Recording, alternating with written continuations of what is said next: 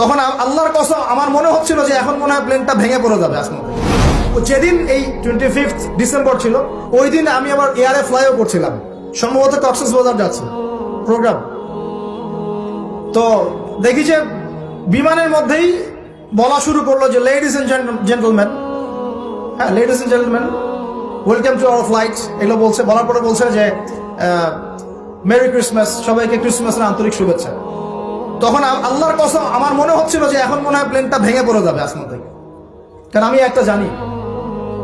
আল্লাহ পাক বলছেন সূরা মারিয়ামের শেষের দিকে পড়ে দেখেন, আল্লাহ পাক বলছেন ওয়াকালু ইত্তাখাযার রাহমানু ওয়ালাদা, তারা বলে রহমান সন্তান গ্রহণ করেছেন। আউযুবিল্লাহ। তাকাদুস সামাওয়াতু ইয়াতাফাত্তারনা মিনহু, এই কথা শুনে আসমান ফেটে পড়তে চায়। ওয়া তানশাক্কুল আরদ, জমিন চৌচির হতে চায়। ওয়া তাখিরুল জিবালু হাদ্দা, পর্বত ফেটে পড়তে চায়, চৌচির হতে চায়। সুবহানাল্লাহ। লাকাদ জিতুম শাইআন ইদ্দা, তোমরা একটা চরম রকম ভয়ঙ্কর মিথ্যা প্রতারণাপূর্ণ কথা নিয়ে এসেছো। যখন বলছে কেউ মেরি ক্রিসমাস, তার মানে সে স্বীকার করছে যে 25শে ডিসেম্বরে আল্লাহ পাক ঈসা আলাইহিস সালামকে জন্ম দিয়েছেন। আউযুবিল্লাহ। তাই কি না? বুঝতে পারেন না কথা?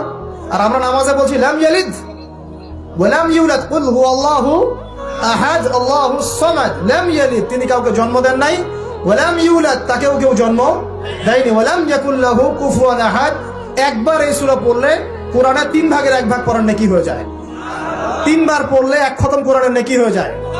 এমনি এমনি হয় না, কারণ কোরআনের 3 ভাগের 1 ভাগ হচ্ছে আল্লাহর তাওহীদ। কোরআনের 3 ভাগের 1 ভাগ কি? আল্লাহর তাওহীদ। এই যে 3 ভাগের 1 ভাগ।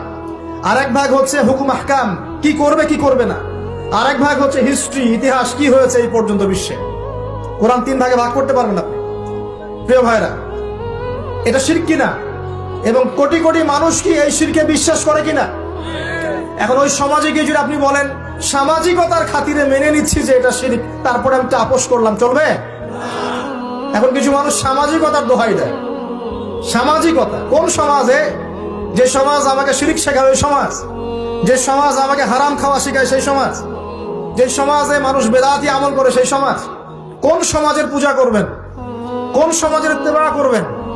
যেই সমাজ নবী সাল্লাল্লাহু আলাইহি ওয়াসাল্লামের আদলে গড়া সমাজ, সেই সমাজের আমরা তাবেদারি করবো ইনশাআল্লাহ। আর যেই সমাজ জাহেলিয়াতের আদলে গড়া, সেই সমাজের তাবেদারি করতে হবে। আল্লাহ পাক বোঝার তৌফিক দান করুন। তো এই যে কিছু মানুষ এখানে শিরক করছে, তারপর কিছু মানুষ কি বলছে যে গ্রহ নক্ষত্র চন্দ্র সূর্যের উপাসনা করা যায়, করছে না মানুষ? কিছু মানুষ কবর পূজা করছে কিনা? করছে কিনা? কিছু মানুষ মাজারের পূজা করছে কিনা? কিছু মানুষ মৃত ব্যক্তির কাছে নজর মানুষ